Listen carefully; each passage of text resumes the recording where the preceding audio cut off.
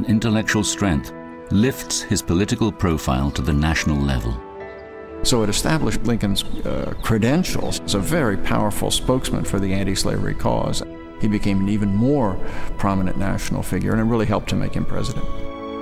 This is the declaration that spurs Lincoln onto the presidency, and it shows a marked shift in his personal motivations. His ambition then is not just to achieve fame and applause, but also to help do something that would alleviate the suffering of the slaves and to vindicate the honor of the country. Through extensive research, Bellingham has uncovered what he believes is the root of Lincoln's anti-slavery position. In his speeches, he emphasized not so much the traditional arguments that abolitionists made. Instead, he emphasizes again and again and again that it's an outrage that somebody goes out and works in the hot sun all day and somebody else derives all the profits. Again, it appears Lincoln's early experiences in life are shaping his future actions. I connected that with the way he was treated by his father. When Lincoln was a young man, an adolescent, his father would rent him out to neighbors, and he would dig up stumps and chop down trees and do other really backbreaking farm work, and he might make 25 cents a day. The law stated the earnings of any child under the age of 21 belonged to the child's father. And then Lincoln would take it home and turn it over to his father. I think Lincoln deeply resented the fact that he was yanked out of school and forced by his father to go and work for others, and that he unconsciously then identified himself with the slaves and identified his father with the slaveholders. Lincoln's anti-slavery stance also reflects what he has personally achieved in rising from his humble beginnings. Lincoln himself said it many times that slavery was an anomaly in a society that believed in the rights of all men to get ahead. Because slaves were, of course, as Lincoln once put it, fatally fixed in that condition for life. They had no hope of getting ahead. This strong conviction from his early years would stay with him throughout his life. And his opposition campaign would take him to the center of national politics.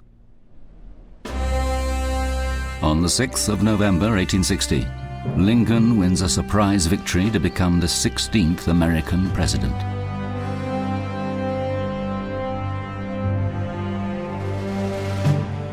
His support comes entirely from the slave-free states of the North. The states in the South rely on slavery, and many do not even put his name on the ballot paper.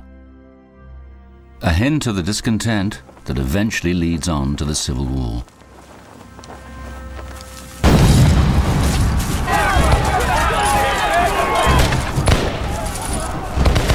Lincoln's actions in the face of this war over the next 5 years would place him in many history books as the greatest American president. But he could only have achieved such status through extraordinary determination and character.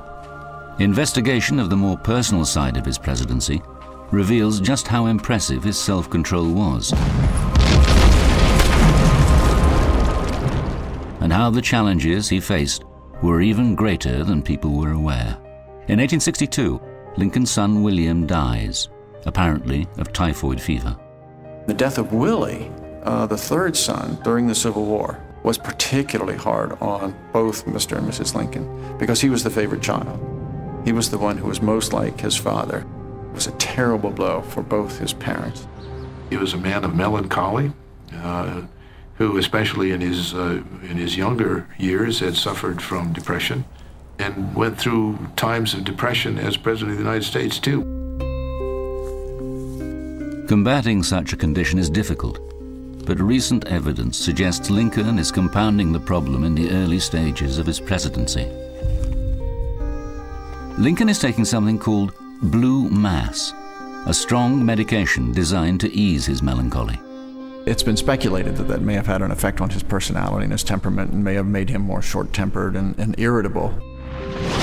Dr. Norbert Hirschhorn believes this irritability could be indicative of something more serious. It came more and more clear to me that as a physician, that if a man like this comes to me saying, I take blue mess, and all his friends and relatives come and say when he's behaving really erratically, he loses his temper, he's very sensitive, he's got a tremor when he's under stress. I would say, I think this could be mercury poisoning.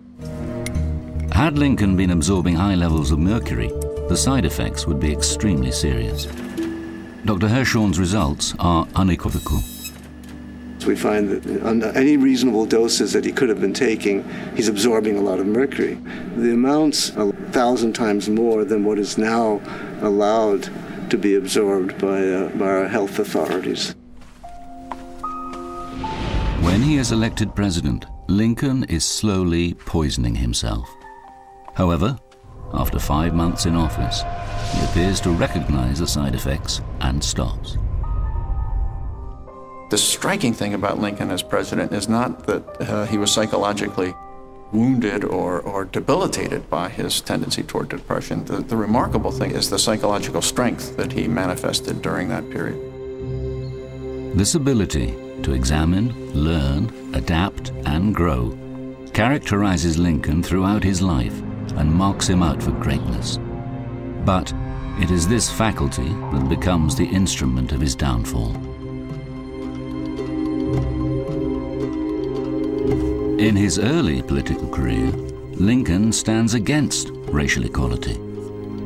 I mean, he doesn't really know any people of color in Springfield, Illinois. He says, do I believe that blacks should serve on juries? No. Do I believe that they should vote? No. Do I believe they have the right to intermarry with white people? No. But once president, his experiences of the black community changes. I think it's really crucial that he moves, he changes. In the White House, he meets Frederick Douglass more than once. They plan emancipation strategy together. Frederick Douglass is a prominent black campaigner and former slave. He welcomes Douglass to the White House in 1865 after his inaugural address. He says publicly, "Douglass, what did you think of my speech? There is no one whose opinion I respect more than yours." This in front of a crowd exclusively made up of white people. Culturally, one of Lincoln's greatest moments, because if there's ever a moment when he's advancing toward believing in equality, at least as an ideal, that's a moment.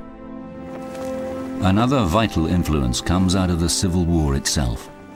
I think a major factor in that was the contribution of black soldiers to Union victory. Here were people who had fought for their country, and by doing so, they had earned citizenship in that country.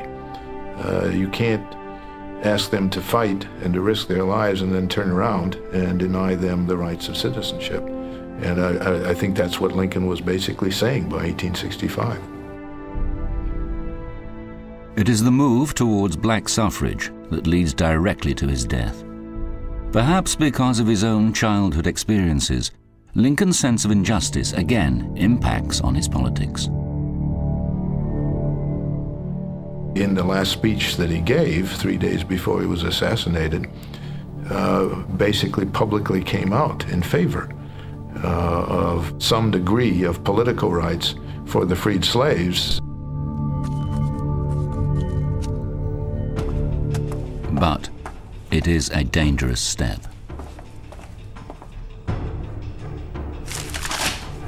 There was one member of the audience in 1865 on that April 11th day who did appreciate the importance of that speech, and that was a young actor named John Wilkes Booth, who, upon hearing Lincoln endorse black suffrage, at least limited black suffrage, turned to his companions and said, "That means nigger citizenship. That's the last speech he's ever going to give. By God, I'm going to run him through."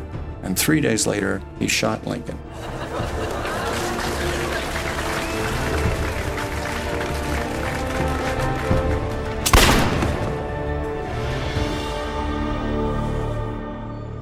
In death, Lincoln's martyrdom is assured. But this investigation uncovers the other facet of this saintly figure. His personality had more than one side and was quite complex, but I think that makes him all the more interesting, makes him all the greater because it humanizes him, and we can appreciate him as a human being rather than this marble man who looks down on us from this tremendous memorial in Washington.